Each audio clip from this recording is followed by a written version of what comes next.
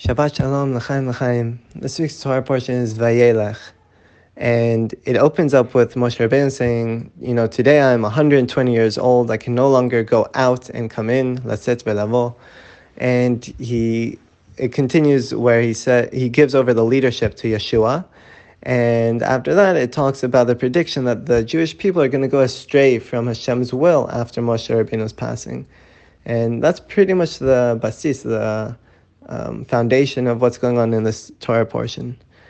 And I heard an interesting perush. It's actually from the Zohar that explains that laset ve'lavo, to go out and to come in, is referring to Moshe Rabbeinu's death, as we're at the end of his life.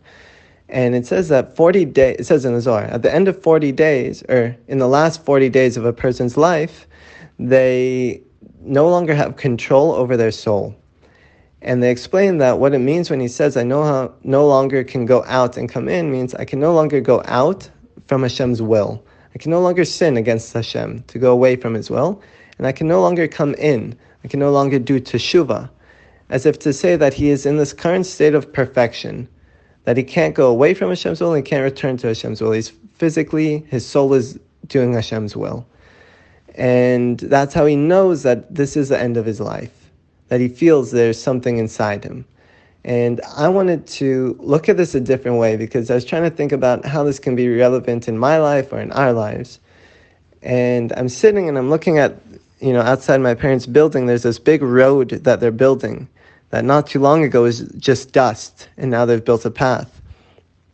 And I'm thinking that when it says I can no longer go out, it could mean that I can no longer go out into the world, out into the challenges, this dust storm that's ahead of me, the challenges that I have to face in the world.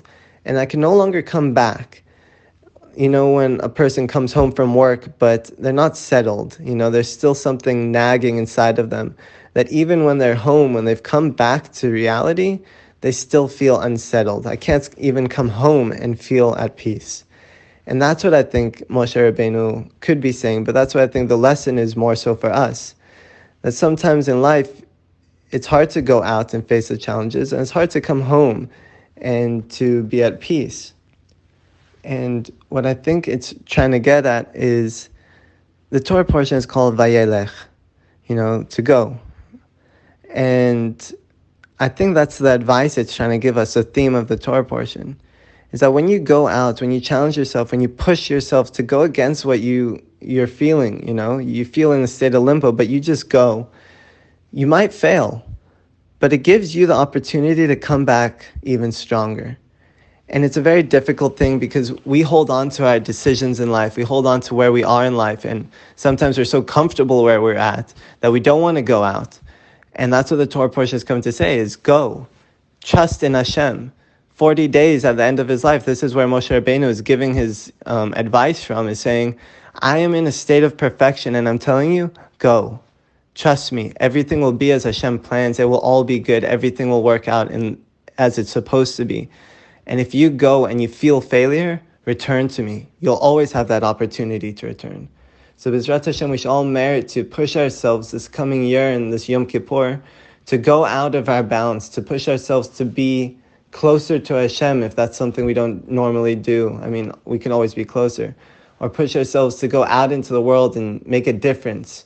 And if we fail, you can always come back. You always have home. B'ezrat Hashem, we should all be matzliach. Shabbat Shalom.